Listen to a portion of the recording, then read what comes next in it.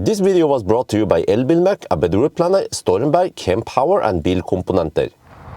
Yo, what's up? Today we're gonna test Polestar 4. This is a brand spanking new Polestar from Geely, and we will test now how far it can go, how efficient it is, but also see how the car works in general. I have some maybe some complaints about stuff. Most of it is software though, but there might also be some hardware complaints from me. But hopefully they can fix this, or they don't care about fixing this. So quick overview.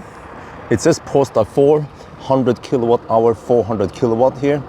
So that's just the way they do it with Polestar. And then we have now this new front with a double Thor's hammer.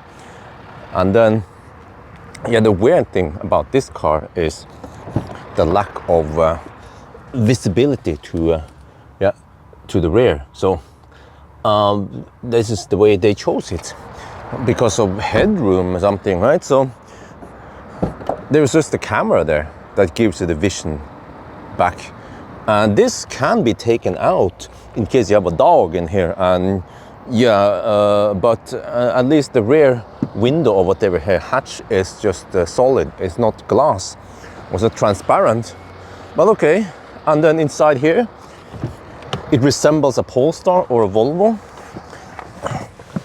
I believe these stalks here are more or less the same as the one you have in the more inexpensive Volvo EX30 even. But then we have a big screen, it's almost 15 inches. We have also instrument cluster there, head-up display, you know, fairly nice interior. Only one charging pad though. I don't know why they don't make this hole a little bit bigger. Why does it have to be so thick? I don't know. We have no physical air vents here, same there. We have no physical button to open the glove box. You have to press here. See? You have no physical controls for adjusting steering wheel or mirror.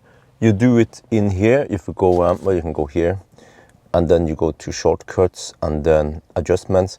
And here you see we have steering wheel and mirrors, and so yeah, seems like more and more cars are pulling a Tesla. But okay, that's not the point with this test. We're gonna start driving now. So one thing that is weird is that when you look here, holy macaroni, can you see anything there? Glossy screens for the win. So we have the trip manual, which I reset manually, and then we have the trip automatic, which is reset since last charge, and they are not exactly the same. Consumption is slightly different. This is slightly higher. I'm not sure, because I reset this before I started driving, and then this probably automatically reset in the moment we started driving. So that's why this has been reset later. But yeah, or the other way around. This counts 12 minutes, this is 11 minutes. Okay, whatever, it's close enough, accurate enough. I'm going to try to determine the battery size. Net capacity is supposed to be 94 kilowatt hour, I think it was, according to EV database. We will also measure the actual net capacity with losses, discharging losses. So we'll just keep this, and I'll reset this, and then we go. But oh yeah, by the way, we have to reset the whole car now. I mean, infotainment, because it's buggy. On the way here, I couldn't use cruise control. Trying to enable the cruise control here. It's not working. And then the day before, head-up display was not working. So yeah, the press guy at Fredrik, at Polestar, he taught me how to reset the car, because it seems like you need to do it. So the way you do it is you press these two buttons for around 15 seconds. And then you reset the infotainment, and I believe you have to do this while you're stationary and parked. So yeah, anyone who receives the car, you need to know the reset procedure. But there will be updates coming that will fix various bugs. But when it comes to various quirks with this car, then I'm not sure if they will be fixed. Hopefully they will. Wait, how long is it supposed to? Okay, now it works. When I tried first time, the haptic feedback here didn't work. Yeah, you see, it's supposed to have this. It wasn't working on this side. This side was working, so that's why I couldn't reset. But now the haptic worked on both sides. but it is the haptic shit, which I'm not a fan of. I tried to explain what the problem is, but if I explain in this video, it might be too long. But the main problem is that it is too easy to misclick. You think you press here, but when you press slightly off there, and then something happens, something else happens. Like here, you see, you want to adjust the volume, but if you misclick slightly, you will do something else. It's really bad feel when you try to do this while you're looking at the road and then try to do this by feeling it. And then here, hopefully the cruise control works. Let's just go for an attempt then. This is not good. I was gonna do a 120 test, but I still cannot activate the cruise control. There's a red symbol thingy there, but when I try to find out what the heck that is, there is no place I can read the notification what it is. Another problem is that there are too many left lane huggers here blocking the road, but I have to try to drive manual now, 120, without cruise control. We just passed Minnesund and the traffic is really bad today. It's Saturday afternoon, and I don't know what's up with this, but there is no lane discipline here. So yeah, so far the consumption is 236 watt-hour per kilometer, but the average speed seems to be lower than it should be. So I just have to try to compensate by going faster, but it's not ideal, it's not correct to go slightly slower and then slightly faster, so like now. But this is the best we can do. I actually don't have an opportunity to redo the test. So yeah, just to show you what I need to deal with, you know. Yeah, and I still cannot use the cruise control, and also I cannot use any limiter. That could be a solution, but that also doesn't work. So we are kind of stuck by driving manual now. Look here, after half an hour we have done 57.6 kilometers, and that should be 114, some round-off errors here. But it seems like the speed here is correct. It was a bug with a Volvo and the Polestar too for the longest time, that the average speed was showing 3 kilometers per hour too high versus the distance versus time. But here, okay, doesn't seem like it at least. Alright, the result from the 120 test, 238 watt-hour per kilometer. And distance was 65, so it's supposed to be 66. But it's not that accurate. We're gonna do the full loop, but first I have to try to get cruise control working again. So yeah, you see here, if I swipe down here, you just finish setting up your profile. Well, what? Do I need to do something more? Huh? But no, that shouldn't matter. I have used cruise control before without finishing this. Okay, just set up later, okay? Okay, there's some kind of Bjørn user here. Yeah, also when you go here, there is no place here in the assist that you have to activate cruise control, whatever. You activate it via this button here. All these other settings, they are just how you adjust things to be displayed, or in a pilot assist. This is just adapt to speed limit, you know. So yeah, it does buggy. Yeah. Well, I tried to restart again via the two buttons here, but that notification thing there is exclamation thing there, still there. So all right, okay, I know this is a Chinese car, so maybe the trick is to do this and then just lock it down. But then the question is, how long do we wait? Because in the Xpeng G6, the trip meter doesn't reset immediately. You have to wait around 10 minutes. So what about this car then? See what's gonna happen now.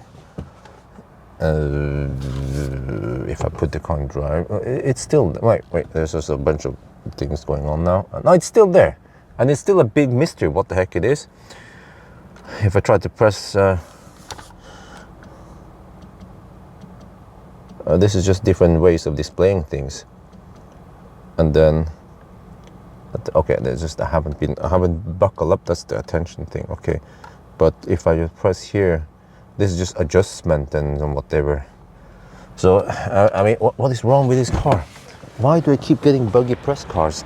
So you can see here, does it have a LiDAR? No, it has a camera there. Actually, several cameras. What, 3 of them? Really? Well, they are not buggy, are they? No. What about here? What about the radar? here. Is it smutsig? Huh? Really? Let me go clean it then. Wait, huh? It's still there. You see, I tried to clean the windscreen, but it seems like the wiper should wipe over the cameras. Otherwise, that would be a big disaster. But I clean it manually, the windscreen. I also clean the radar. Because I noticed that when we were driving, the car could detect cars. Wait, what about this camera? Is this, huh? Wait, how? You need to clean this also? Well, let me do a little, okay, is that better? Hopefully everything should be nice and spotless, right? But you know what? I also noticed this, there was another Chinese car. It was a Nio. It had that LiDAR, like a thing, like a bulb thing over there, right? And then in winter, the LiDAR would get Salzschmutzfest. And then cruise control didn't work. Just like the same symptoms as here. But here there is no LiDAR we can clean. So, okay, let's just try this. We lock the car. And then we wait 10 minutes for everything to shut down. Is this deja vu? I did the same thing with the Xpeng G6. Man. Chinese cars. Okay, there was some nice hot dogs. And then it's been 13 minutes now. So that should be enough time for everything to power down, right? And reset, self-reset. Let's see. Will it work now? Well, we don't see the error right away unless we press the brake and then go into drive. And then let's see. Hallelujah! Yeah, pro tip from Bjørn. I mean, ancient Chinese secret. Just let the Chinese car rest for 10 minutes.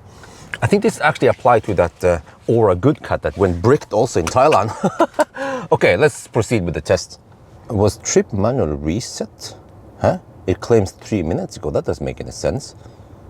Oh, you know what? I think it reset when I reset with the two buttons here. Yeah.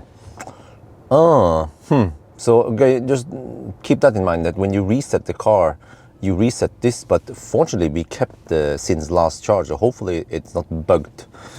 Okay, let's go then. Hallelujah, it's working. So, yeah, well, I'm not sure. I think I have to cruise at 93 kilometers per hour. I have to press and hold here for a little bit. No, wait. If you press too fast, then it goes down by 4. I mean, down to the 5, so I have to do this. No, too much. Okay, no. There. No.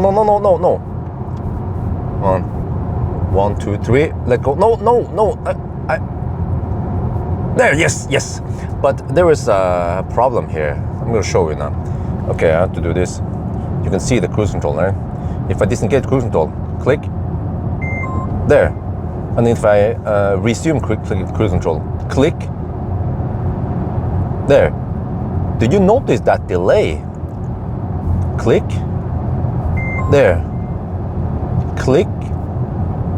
That is a freaking massive delay, like half a second delay. And not only that, but when you try to do something here, like change the following distance, there's also a lag. Like stuff like this, like cruise control should be instant. There shouldn't be a freaking half-second lag on things. I hope they fix this with software, because at least I cannot accept this. Maybe you can, but I cannot. I'm a Thai can't. Oh shit. Okay, anyway, over to some more interesting stuff. We have Google Maps here. You know, this is Android based, and what is new is that you can do this. Wait, how is this going? If you go to home, it becomes like this. You have the whole map filling the screen, but you can also click here to split it, and then you can choose what you want to have here. Right now you cannot do it while we're driving, but you see I have Spotify here, I have the trip meter here. You can click here to see more information, or you can go back here. And then we have some shortcuts we can also customize. This is for the overspeed alarm, and then we have open glove box here, see? And this is for one pedal driving or region setting, set it to the strongest region. And here we have my phone, the Galaxy S9 Plus, really modern phone I'm using. So yeah, this car is just loaded with features, and if you come here, you can see like you can customize and you can change so much. What I want to focus on maybe is that suspension feel. You can customize this, but they don't use Erlin's dampers anymore. They use what was it again? ZF, was it that? It's German, yeah, at least, yeah.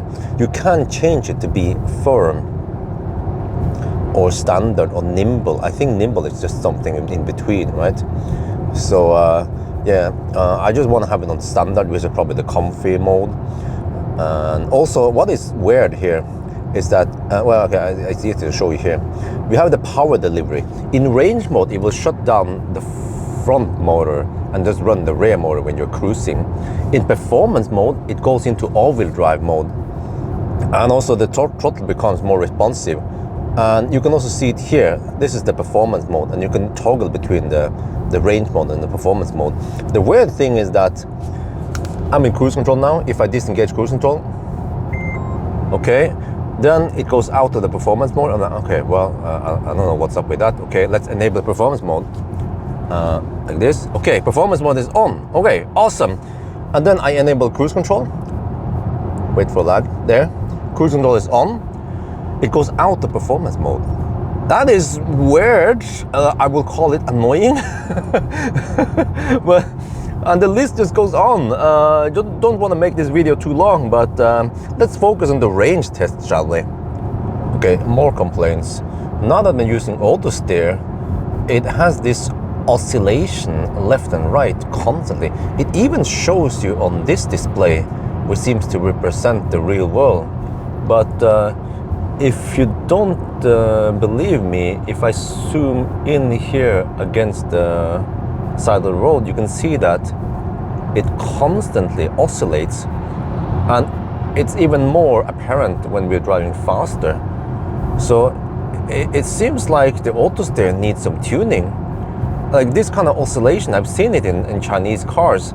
BYD will oscillate in the lengthwise, you know, it would accelerate, decelerate. Same with, what did I try again recently? I don't remember. NIO was also like that. Accelerate, decelerate, accelerate. Man, this drives me nuts, man, because I want to have a smooth ride. The car is quite, you know, it's quite smooth, comfortable, quiet, but the oscillation just ruins the impression. Let's check the weight of the car. My guess is that it weighs 2.4 tons. Front axle. 1240. Oh.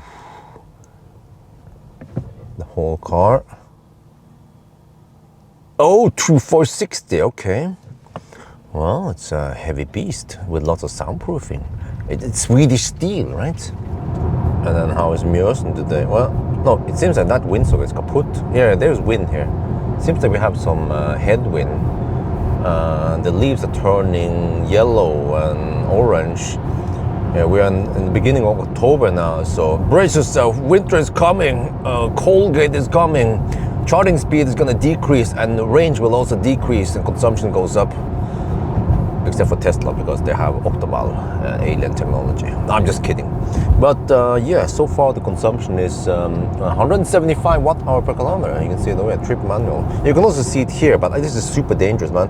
If you go here and you go down to trip information, do I dare to show you? No, I misclicked. You see, this is the problem. This freaking haptic feedback shit. It is so easy to misclick it because it's no distinct different between the here and here and here, you know.